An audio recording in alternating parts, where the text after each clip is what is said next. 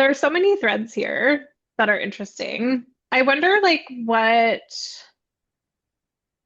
have you had any experiences in your business where you've really had to like process difficult feedback, or even like you tried something and it failed and you had to go through that process? Oh, like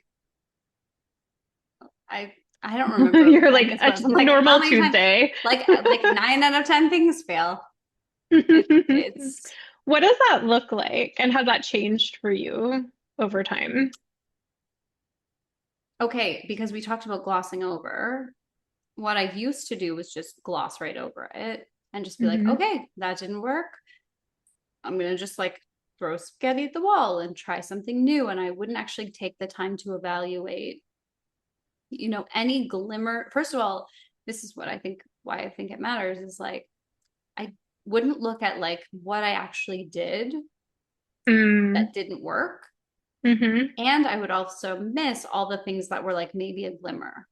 Like, oh, Right. I didn't sell out this XYZ program, but I'm not looking at the data that says, hey, but like 500 people clicked this link to check it out.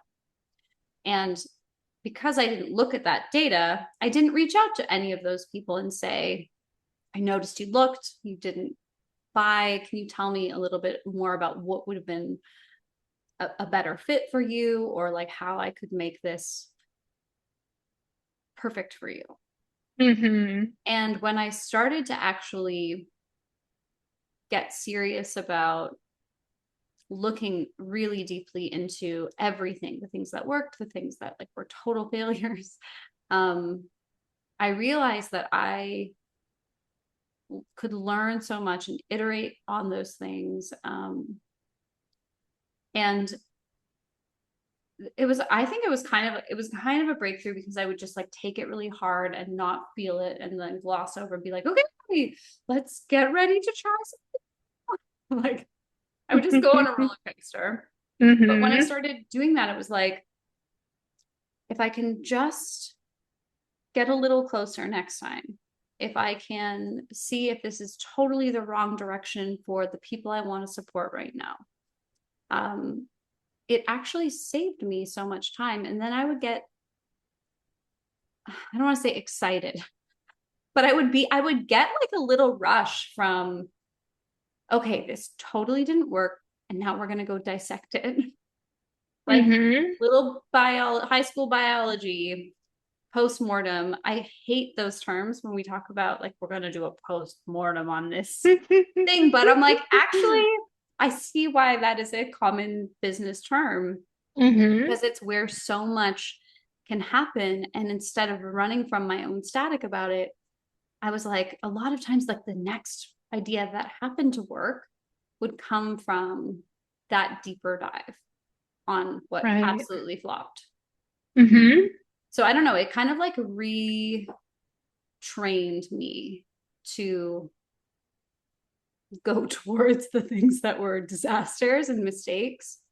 And I mean, I think I've shared this with you on a early podcast, but I once made a total mistake with a client where I had to reschedule a program that she signed up for. She was the first person to sign up this mastermind, and nobody else signed up for that time slot. And I had to go back to her and say, I know I promised you this time.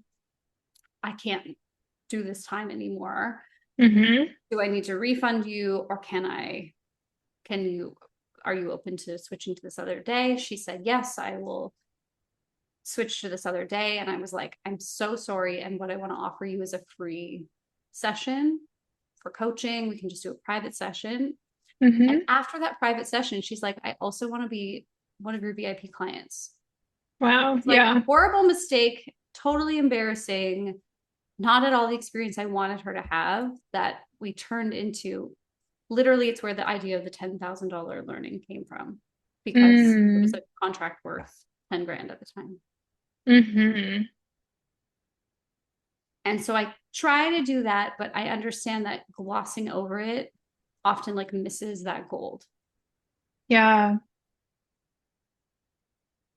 It's so, yeah, it's so interesting because I think the a few things that come to mind for me when you say that, but part of what I think I'm seeing in what you're saying here is like failure is not a unilateral thing. Not And death, like it's not death. not And death. I think we relate to it. I mean, we don't think about that consciously in those terms, but we relate to it as like this is like very all or nothing. And Mhm, like if we fail, everything failed. It's like a very mhm. flat way of looking at things.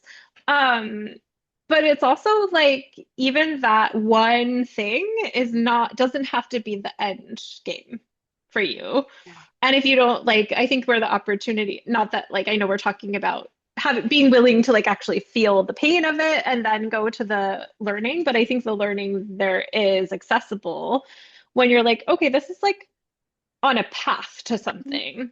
This is not the Yes. final destination. Yeah. And so if I view this as being on a path to something, beyond success or failure, like what do I have to learn from this? Beautifully said. Yeah. In in our book Superabound, the way that I kind of talked about that was like not mistaking a lantern, like a specific moment in time, specific goal or milestone for a vision. Because Mm. if you have a Hmm. lot of, if you have a vision, if you know what you ultimately would love to create with your, not just this year or next year, but like with a lifetime, there are so many paths and possibilities for that. When a lantern doesn't get lit or a path is suddenly closed to you, it sucks. Hmm. And you can actually just let it suck if you know that it's not the end. It's not like, well, this mountain doesn't exist anymore. There's nothing for me to climb. There's no path. It's like, Right. there's just another path that maybe will take you somewhere even more interesting. Yeah. And I think the dance, I love that. And I think the dance there is giving your, like not forcing yourself to find that other path immediately. Yes. I think that's what we're talking about here of like allowing yourself, not glossing over the reaction. Like, because when you think about it, like it is not a good condition under which to embark on a like lantern finding hike when you're exhausted and you have blisters on your feet and you're like hungry and tired. You got to refuel and then maybe like put some band-aids on and then go out to, find the next lantern. Yes. Yeah. And it's kind of like feeling it is not actually a big deal when you can just kind of trust that, like, there is something else out there. There's something more.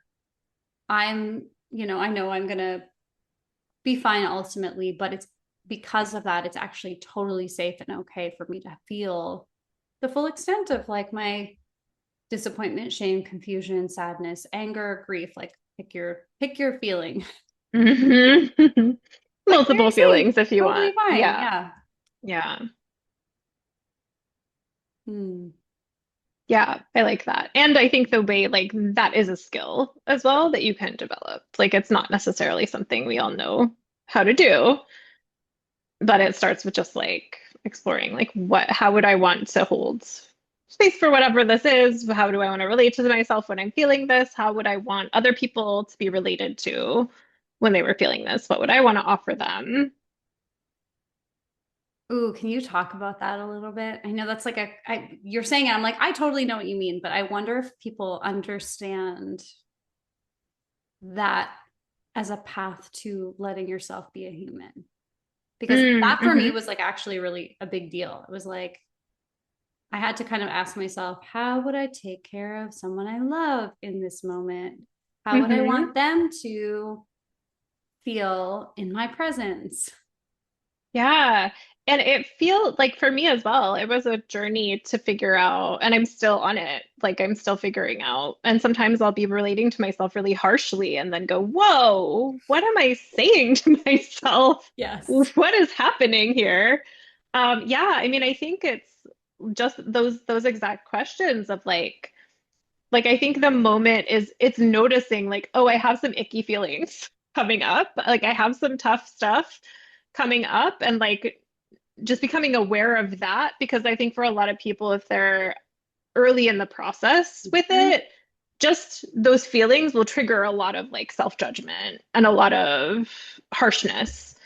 Like I think for me, a lot of the narrative that like sometimes still comes up is like, you shouldn't be feeling this. You don't have a right to feel this. Why do you care so much? You should like just be moving on. You should be like going on to the next thing faster, like integrating this faster.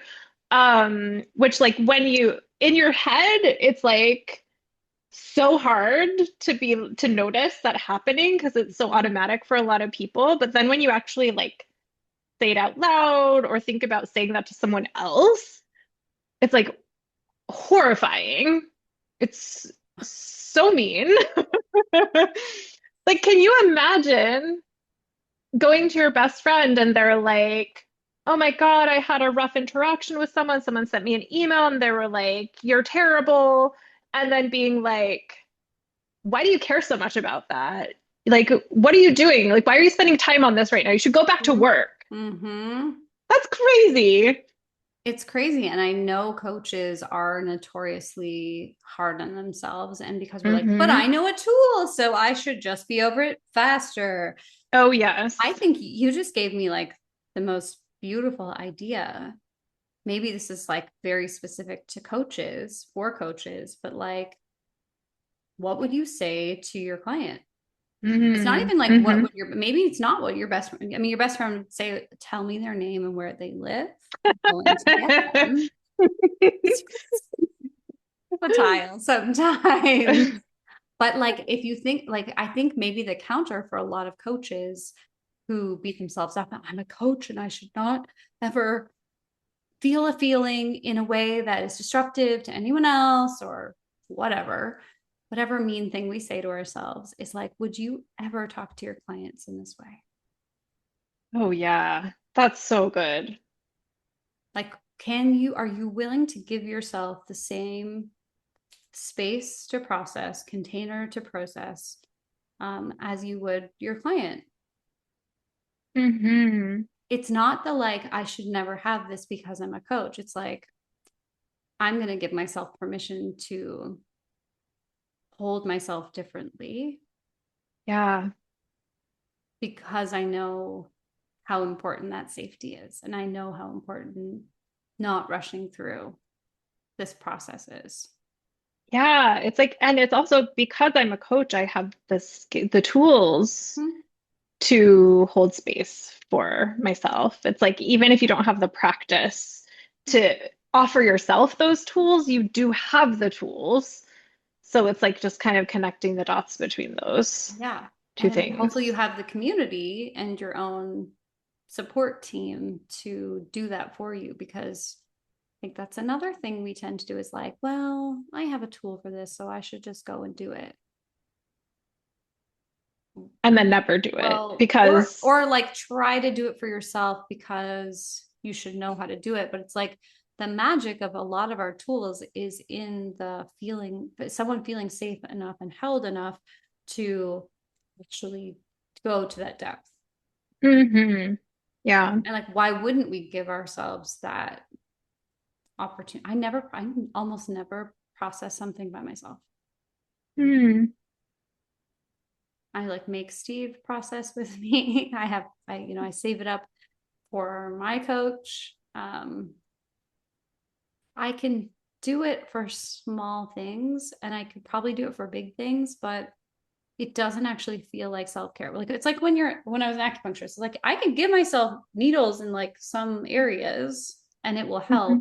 but it is not the same as going and getting a treatment from another practitioner who has a different opinion about where I might be blocked and where things might be excessive.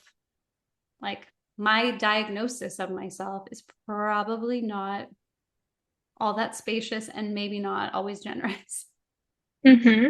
And even if it were, like, you still don't have to do it by Yeah. yourself. Yeah. Like, there's such an assumption, and I had and still probably have vestiges of this as well, of like there being a hierarchy of dealing with things or like a Right. hierarchy of like resourcing yourself. Yeah. Especially when I was going through certification, the initial certification, Oh my God, I was so like there was just such a baked in assumption for me that like I have the tools, I should be able to figure this out myself. And like if I don't even know what I was making that mean, but like something about like it's just like prefer like for some reason there's it's like better to be Mhm. able to do it on your own. I mean, I do also think some of the way that the tools were presented were a little bit like hyper individualistic. Which is ironic because the coaching relationship, it's like a relationship, it's a relational Yes. activity. Yeah. Um, but yeah, I don't know, that's really interesting. I think I love the idea like you just because you can theoretically doesn't mean you have to or you should or it's better Yeah. than getting support. Yeah. I mean, I can massage my own arm. Hmm.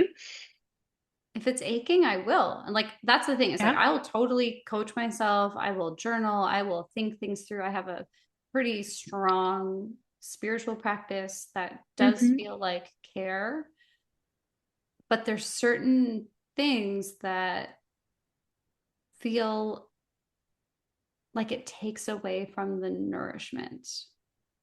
So Ooh. for me, like I don't really want to massage my own arm.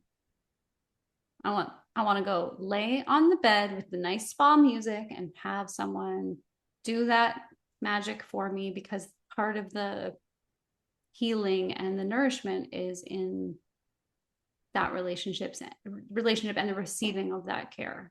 And Mm, that I mean hmm. for business owners, I'm always like, you are not good at receiving care. Like you're the generator of all the things, or the leaders, they are rawing the team, getting everybody galvanized. Not always great at being recipients of any nourishment whatsoever or self-investment. Hmm. So it's kind of like it's like, yes, self-development, amazing. But for certain things, are you willing to just receive the support? Yeah. Which is not always the best at receiving support, especially in your own modality. Why do you think that is?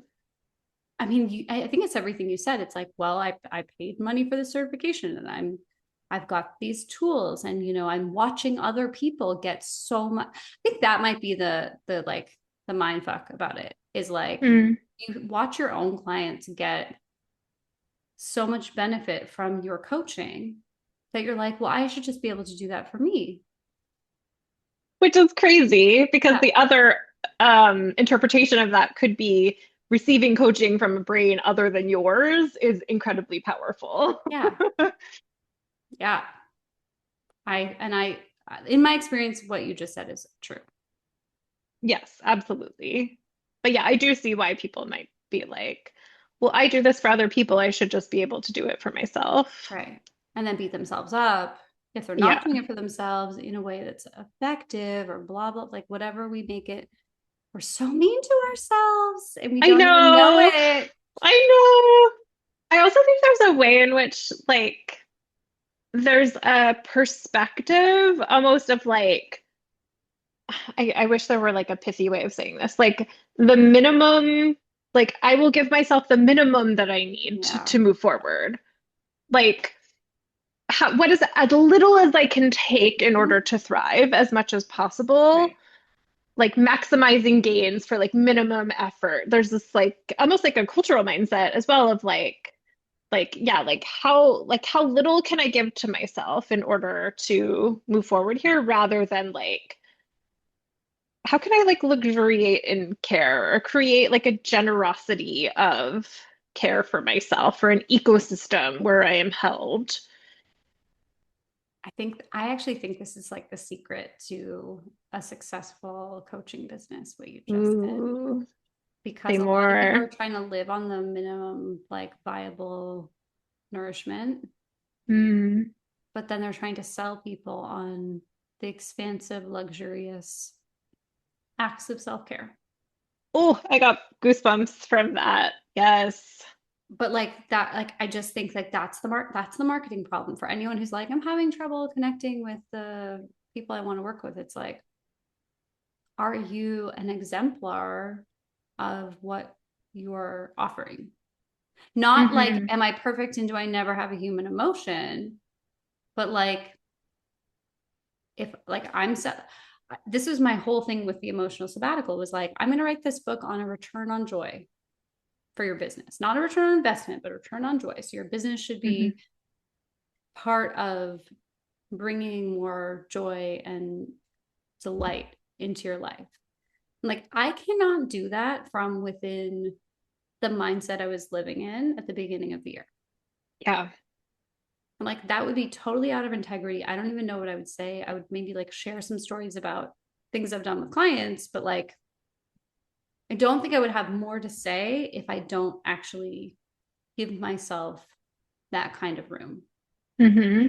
And I had the conversation of like, but you already take Fridays off and you already, you have the workout things and the meditation things. And like, you're doing really well for self investment. I'm like, but Yeah. those are also things for the nourishment. They're not necessarily all for the joy. Hmm. And interestingly, taking the focus off of what's the next outcome and how much less can I like give myself so that I can maximize this thing and finish this book and da da da da da. Hmm. It has like kind of brought more people in. Our podcast has a lot more listeners. Did So you I've know that? heard. Yes, I So know. I've Yeah, thank you heard. everyone for listening to us ramble and drink. But What like a things are dream. starting to shift in a way where I'm like, oh, this is one of those really funny keys to success where I couldn't have planned out the Oracle deck. I couldn't have planned out where the book is going. I couldn't have planned out some of the crazy things that we are doing this summer that I've wanted for years. And I'm like, this is my return on joy. Like, we're getting a pool. Mm. What? That's so exciting. I'm like, if I just had a pool, I would never need to leave other than for really great trips. Oh, And so we're yeah. doing it. We're just going to get a pool. Return on joy. But That I love that. Oh my gosh. You know what? I'll be honest, there's like a pervasive, I don't know, like philosophy or like adage in the coaching industry that like if you are selling coaching, you must always, or if you are a coach, you must always have your own coach. And on the one hand, like I think everyone should have a coach. So sure. like I Yeah. agree with that. And also like different people are in different situations. And Mm-hmm. also there are times where coaching has not been the right modality for me Sure. Yeah. personally, when I haven't been, yeah. So it's always like landed a little bit oddly to me. Kind of But what seems like a you, pyramid scheme thing when yeah, people say it that exactly. way. Yeah. Yeah. Yes, exactly. Yeah. But like what this conversation I think has made me have a little bit of a different perspective on that. Like, I still think Oh, there can be nuance to yeah. that, but the idea of coaches having almost a responsibility for, I don't, I'm gonna, I have an asterisk by this word, but like investing in their ecosystem of care Yeah. is really interesting, and that feels really true to me. The asterisk that I want to say is I think investing can happen in a lot of different ways, and that doesn't always mean like hiring someone, exchanging money for coaching. I do a lot of like coach trade arrangements. I've relied on a lot of friends who've offered for coaching during tough times. So like Yeah. I don't necessarily mean like you must shell out $10,000 every 3 months to hire the top tier coach if you want to be in integrity, but thinking about it in those terms of like how can I like have a luxurious amount of care and support does feel in integrity to a Listen, coach who is trying to help other people do the same in their lives. listen, I mean, we could get in so much trouble for this. It's like such a spicy take. But We're at no, the I end agree of with our you. Like, I drinks. don't think it always has to be a coach. No, I think it I just agree. has to be like, so I mean, I love the term that, and I use the term self-investment. I just think Hmm. that has to be present if you are, if you want to, like, if maybe people don't care, like maybe people are like, I just want to do this to make a buck. But I think if you really care about presence with other people and supporting them with whatever your tool is, coach, consultant, like therapist, whatever it is, I just think it gives you a different energy with your people. If you don't have a client, like you don't need something from your client, it kind of circles back to what you started with. Like, we can be game for the tough moments with clients where maybe they are saying something, like maybe they're mad at us for something we said or how we handled Hmm. something. You need a certain level of, like, you just need a baseline of like full nourishment to be game for that, Yeah. to be able to like feel it, get support when the things are hard. And it doesn't have to be coaching. Hmm. I like coaching, but there's like modalities that people are very big fans of. And I'm just like, I, no, never. Hmm. I know Yeah. coaching is that for some people, and that's okay. Yeah.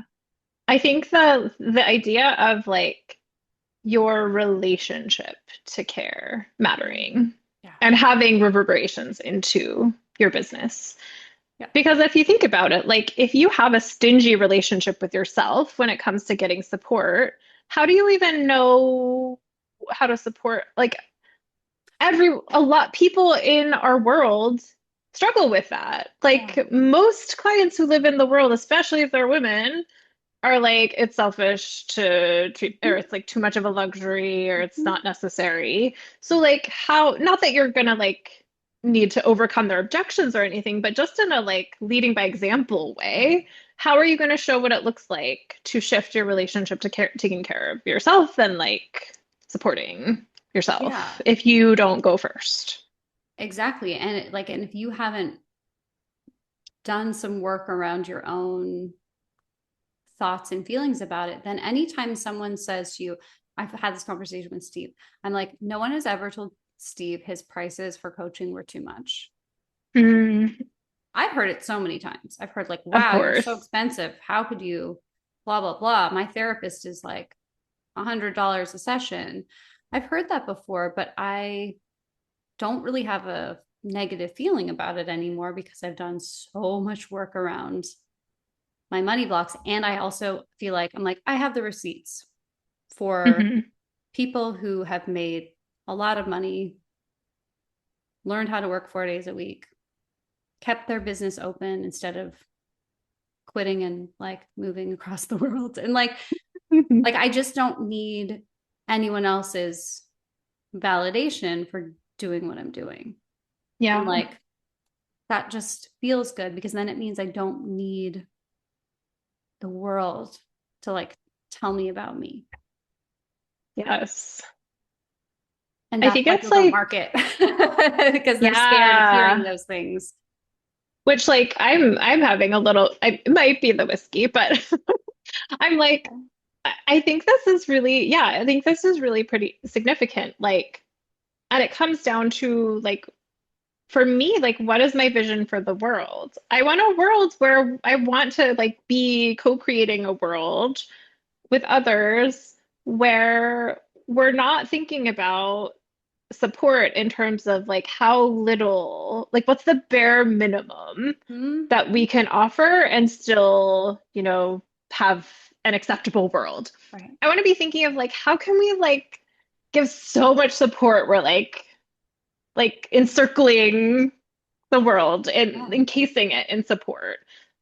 I know, I mean, that sounds like a little bit cheesy, but Yeah. that's like what I want to be creating. So it makes sense. And I say this as someone like, again, I think it doesn't mean you have to like go out and immediately hire a coach or spend $100,000 on coaching a year.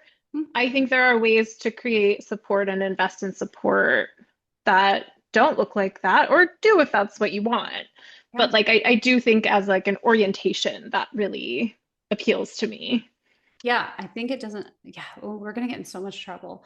It doesn't have to be a financial exchange. I mean, for someone listening to this podcast who's a brand new coach, it could just be like sitting down and contemplating these ideas for yourself and figuring out like, where are you with this track, this conversation? Where do you want to be with it? How do you feel about it? Like maybe just doing some deep thinking about where you land on that Mhm. spectrum we talked about earlier, or like where you are with how expansive are you with your own support. I've had people tell me like, hey, I read your book and it totally changed this about my life, and I'm like, great, that person spent like $30 and did something with it. Yes. That's also an investment. Yeah. And also, I think the piece of that is like, where do you land in this?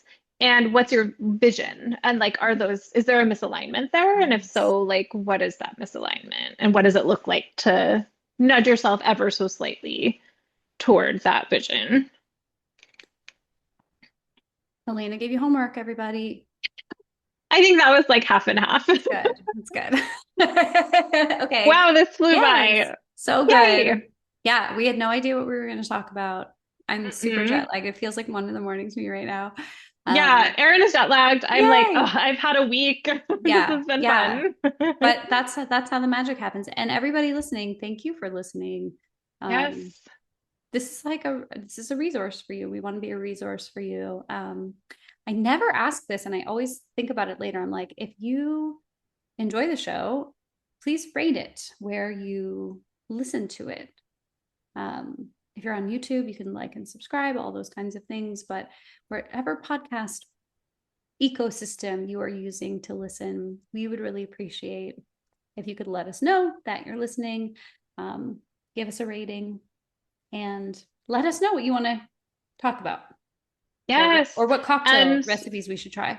your ratings, that I don't know much about the podcast gods, but I think your ratings like help us get to other people who could use support, and more people who are listening means we have more topics to talk about and more support that we can give. So Yeah, yes. because we're not going to just talk to each other for 1,000 years. We want to hear what you have to say. We might run out of things to say. What? It's possible. Okay, how can people find you? Coachingwithelena.com or on Instagram, where frankly I'm a little bit more active some days, at Elena McKernan. How about you? BeSuperbound.com is where you can find me for coaching things. And if you want to see all of the pictures, not all of the pictures, but a lot of the pictures and recommendations from my trip to Scotland, I'm sharing those right now. It's not like a coachy business thing, but I realized I rely so much on people's experiences when they travel, and I love an adventure. So trying to pay it forward by sharing the stuff that was good. So if you're going to Ooh, Scotland, here's what I liked. And that's on yes. Instagram at BeSuperAbound. It's so good. The pictures are amazing. I'm like so jealous. It's most of my I kids want to go. hamming it up. Yes, they look like they're having so much fun. I They love it. did. All right, All right. everybody. Thanks for listening. Thank you. Bye. Bye.